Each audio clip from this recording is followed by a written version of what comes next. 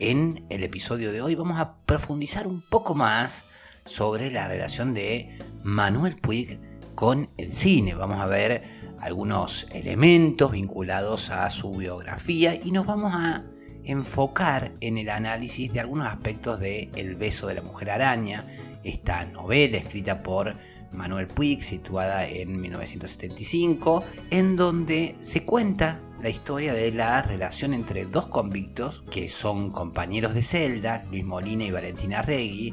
Valentín es un guerrillero marxista que lleva en prisión 3 años sin haber sido juzgado, y Molina es un transexual cumpliendo condena por corrupción de menores. Para pasar el tiempo, evadirse o seducir a Valentino, Molina va contándole películas, unas reales y otras imaginarias. Quienes deseen sumarse a las próximas actividades, ya sea porque se encuentran interesadas en los talleres de escritura, en el club de lectura grupal presencial o virtual, o bien en los cursos de actuación o de creación y micromontaje 2022, ya saben que encuentran toda la info, como así también formulario de inscripción, en las notas del programa. Continuamos pues adentrándonos en el universo de Manuel Puig. Hoy vamos a hablar, como les decía, de cine porque es inevitable acercarnos a Manuel Puig sin reflexionar antes sobre la estrecha relación que mantiene precisamente con el cine. Durante nuestros encuentros con los integrantes del Club de Lectura, cuando leíamos allá por el 2020 El beso de la mujer araña, conversábamos sobre cómo este vínculo con el cine influye notablemente en la obra de Manuel Puig, ya desde aquello que se dice, aquel mito fundacional que comienza a constituirse a partir de la noción del cine, ¿no?, como una ventana o un escape a esa realidad asfixiante que vive en su pueblo de origen, en General Villegas, en Argentina. Ya desde sus primeros años va a comenzar a constituirse una suerte de biografía, siempre en estrecha relación con el cine, ya sea porque podemos ir descubriendo anécdotas que lo van a ir encontrando ya a muy temprana edad acompañando a su madre a ver películas importadas de Hollywood, o ya sea por aquella situación narrada en donde el padre, para que perdiese el miedo a la oscuridad, lo lleva a ver precisamente una película de terror, pero desde la cabina del proyector. Para un niño, un flash eso. Recuerden si no la peli Cinema Paradiso, ¿no?, de Giuseppe Tornatore, qué peli hermosa. Bueno, o bien las tardes que comparten el cine con una vecina del pueblo, y ya más en la preadolescencia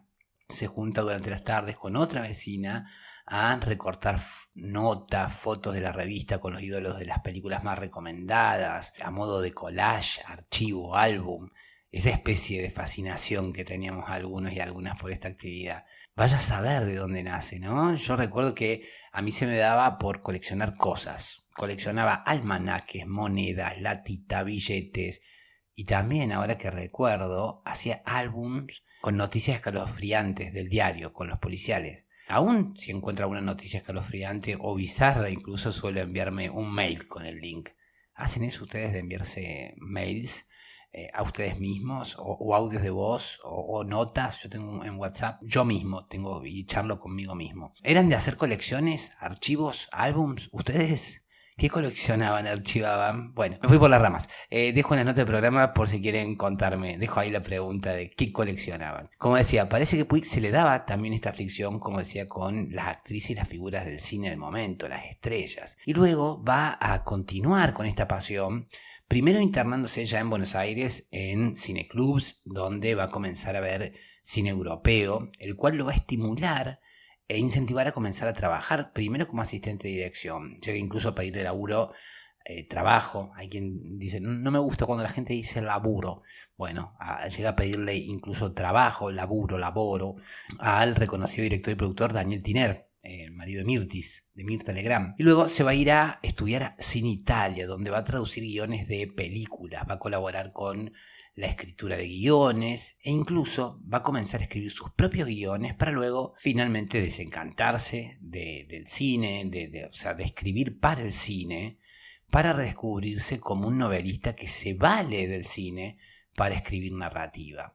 Ahora quiero compartirles cómo Puig va trasladando ese conocimiento de los procedimientos formales, técnicos, del cine a la escritura, cómo él va utilizando esta suerte de estrategias vinculadas al lenguaje cinematográfico llevadas a la narrativa. Por ejemplo, algo que se puede observar, la estructura de muchas de sus novelas. De hecho, podemos verlo muy específicamente en El beso de la mujer araña, que se apoya principalmente en un largo y continuo diálogo, casi en clave de guión entre estos dos prisioneros, y en donde la acción y el conocimiento sobre esos personajes nos va llegando a partir de lo que ellos dicen o callan incluso. También otro aspecto que podemos ver, en donde es posible vislumbrar la presencia de ciertos elementos compositivos asociados al cine y que lleva a su escritura, es cómo va alternando los planos, ¿no? De manera muy heterogénea, cómo va pasando de una escena a la otra, de una imagen construida a la otra, de un relato al otro, cómo va haciendo esa suerte de composición, ¿no? de esos fotogramas. Ahora, ¿qué sucede cuando la obra de Puig llega a la pantalla? Es decir, ¿qué pasa cuando aquel texto que toma prestado elemento del cine se torna película? Bueno, a veces no pasa nada y a veces es un desastre, pero cuando se publicó El beso de la mujer araña, se convirtió casi inmediatamente en un bestseller internacional y llega al cine dirigida por Héctor Babenco y da lugar a una de las comedias musicales también más exitosas y premiadas de Broadway.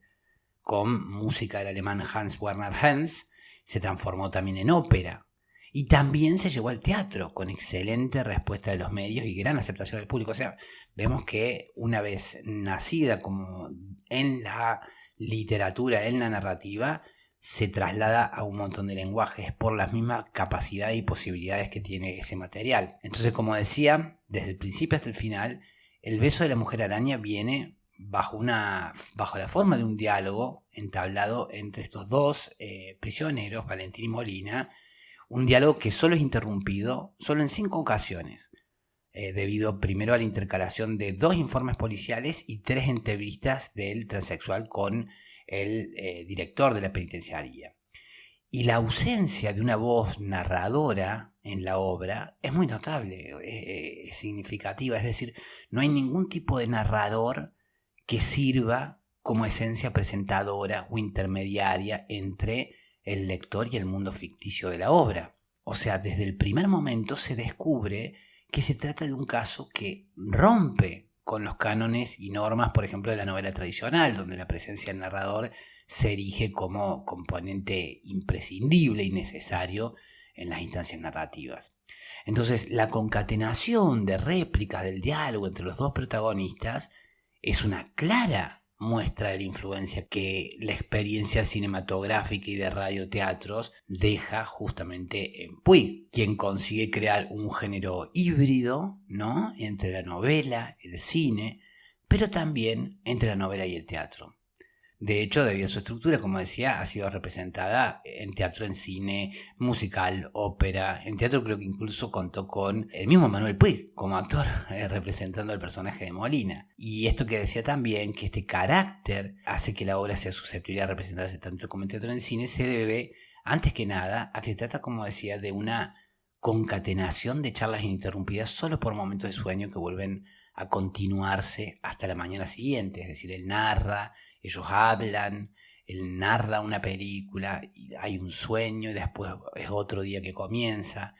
El diálogo aparece en este sentido plenamente con todas las características tradicionales, mientras que Molina recurre a la memoria para recordar todas aquellas historias vistas en las salas de cine y contárselas al compañero de celda. Valentín no tiene su justificación únicamente en hacer una forma de huir del asfixiante silencio y de la lentitud del transcurso del tiempo en la prisión. Además, es un medio idóneo que le permite a este personaje, a Molina, establecer una comunicación con ese otro hombre cuya personalidad es totalmente diferente a la suya, ya que los dos presos no tienen casi nada en común, y es el cine o la ficción lo que los acerca. Ahora veamos cómo se cuelan, digamos, las referencias a determinada filmografía en la novela. Algunos críticos notaron que existe cierto progresismo político del cine de terror moderno, en donde, desde este género, se muestran el lado adverso de la cultura y la sociedad contemporánea. Algo habíamos visto cuando hablamos sobre Stephen King, y leí algo de El Cuco de Stephen King, y también cuando hablaba sobre Mariana Enríquez en algún episodio, cómo el terror o el género del terror puede reflejar algo del miedo o de los traumas de la sociedad, como se hace evidente a través del terror. En algunas películas más ligadas a este género, al menos desde la modernidad, suele expresarse a nivel simbólico todo lo que el capitalismo burgués, patriarcal, intenta reprimir, por ejemplo, la homosexualidad, las ideologías alternativas, etc. O sea, lo otro, esa otredad extraña, se vuelve muchas veces, el género lo utiliza para volverla monstruo, para volverla zombie, ¿no? Vampiro, animal, lobo, ¿no? Es lo que condensa el terror posible, el miedo posible de la sociedad. La novela entonces va a centrar su relato en estos dos personajes, estos dos otros, estas dos otredades, un revolucionario y un transexual. Acá sería interesante reflexionar sobre la diégesis, es decir, el mundo de la historia que Molina crea para sí mismo y para Valentín. No en términos de romance o de sentimentalidad o el campo, el kitsch, sino en términos de terror moderno. Es decir, mirar o leer esta historia, analizar la novela desde la óptica del terror. Porque si lo ponemos en contexto, El beso de la mujer araña se escribió durante el periodo de 1973-1976, años en los que el terrorismo de Estado estaba vigente, este terrorismo de Estado que se sirve o es precursor de esa llamada guerra sucia, ¿no? En donde miles de argentinos sufren del terror, son torturados, desaparecidos o asesinados durante la dictadura cívico-militar y que provoca el exilio voluntario de Puig. Pero bueno, volviendo a las películas que Molina le va a narrar a Valentín, son muy detalladas y precisas y se concentran en la puesta en escena, en la construcción, en el artificio, por ejemplo, los detalles de diseño, de vestuario, de iluminación. O sea, Molina le va narrando todo, es decir, evoca a través de la palabra la constitución de la imagen. Y es la imagen que aparece a través de lo discursivo, de lo lingüístico, que estos dos personajes van tendiendo un puente entre esas dos otredades que en apariencia son irreconciliables. Hay 3 películas reales, ¿no? Una se llama Cat People, de 1942, es relatada casi entera.